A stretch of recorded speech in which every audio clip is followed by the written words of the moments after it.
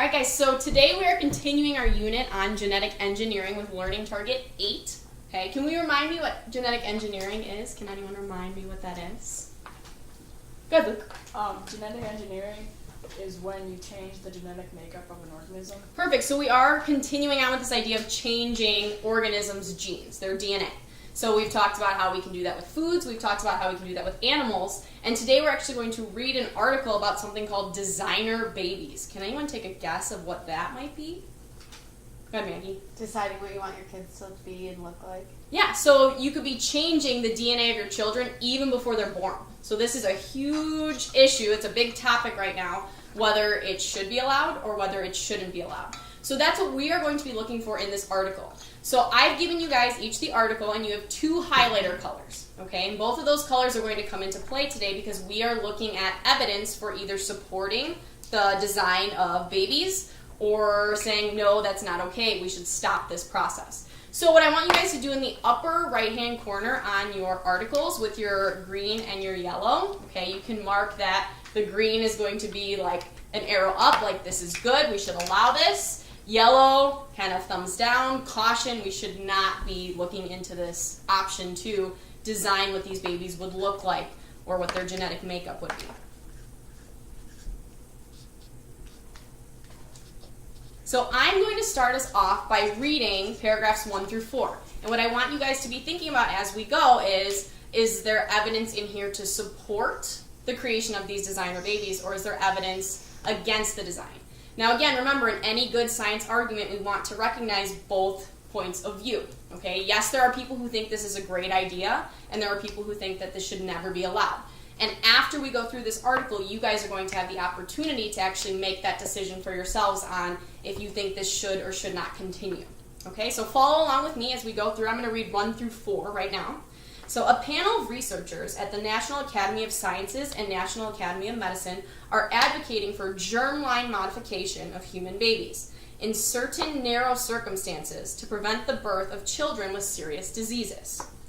Genetically modified children, or designer babies, as they're often called, are modified by what the MIT Technology Review describes as a powerful and precise technology for editing DNA called CRISPR. So this is actually the way they are modifying this DNA. It's called CRISPR. They can cut out little sections of DNA and put in new ones in that place.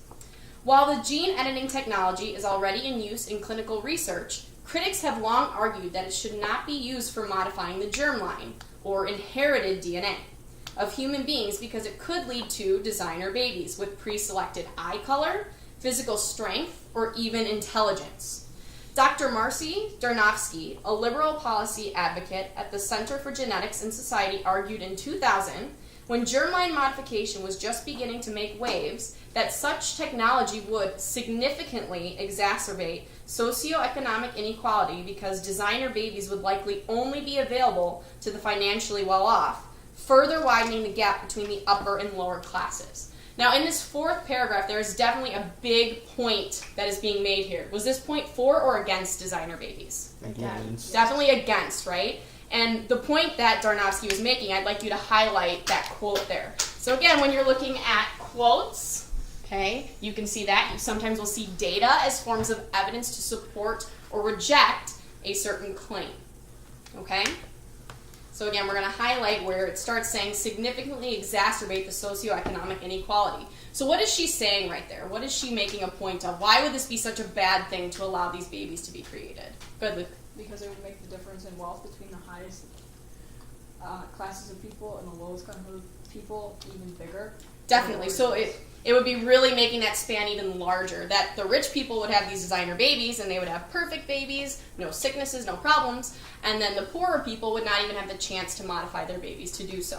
Okay? So again, how we highlighted here is what I'm going to have you guys do. If you want to flip the page, I would like you three as a team to read 5 through 10, and I would like you to try to find at least 2 pieces of evidence that can either be in support of, so again we would be using that green, or it can be against the use of, and that would be using that yellow. Okay, so I'm going to have you guys go ahead and you can read together. You can take turns reading, and then we can talk about it after you guys are done. I can do 5, 6. Luke, do you want to do 7, 8, Aaron 8, 10? Or 9, 10? Yeah. Okay. This is also an era of dizzyingly rapid techno-scientific change, and it would be foolish to dismiss the possibility that scientists will achieve enough mastery over the human genome. The enormous damage biologically, culturally, and politically, she wrote. And conservative author Dennis D'Souza suggested in 2001 that germline modification is an immoral practice because it has the power to predetermine the makeup of someone's life from taking from them the right to choose freely how to live their lives. So I saw Aaron pull out his color. Aaron, what were you highlighting at that point? When it says it'd be foolish to dismiss the possibility that scientists will achieve through the mastery over the human genome, like, you can't say that a scientist or someone's going to be able to completely understand everything about everything. Okay, so you're saying kind of caution there. You don't know if they're really going to understand everything that would be happening by doing so. Okay? I think, well, it depends on how credible Dinesh D'Souza is, but she claims that it's an immoral practice because it, like, gives you the power to, like, decide somebody's life. And how That's huge. Out. So you would be making that decision for someone's life. You're picking, you're going to be smart, but what if that person wants to be an athlete? Okay, or you're picking them to be athletic and they don't want to do that. Okay, so that's definitely a big point there that it could be immoral that way.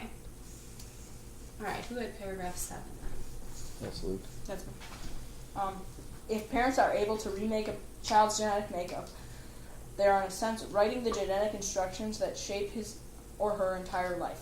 If my parents give me blue eyes instead of brown eyes, if they make me tall instead of medium height, if they choose a passive over an aggressive personality, their choices will have a direct lifelong effect on me. But now, the NAS and NAM have said germline modification should no longer be seen as a red line in medical research. According to the review, by applying this technology to human embryos, sperm, or eggs, scientists can virtually cut and paste the genetic makeup of human life. Do we find anything in those paragraphs that you might have thought could be highlighted at all? I highlighted that their choices will have a direct lifelong effect on them. So basically that's saying, like, the child really isn't going to, like, get to grow and develop into their own person. It's like their parents choosing. Right, so they've kind of chosen the life path for them as opposed to how normally we would be able to choose our own life paths. Yeah, that's a really good point. As it stands, any germline modification of a human being is already prohibited by law.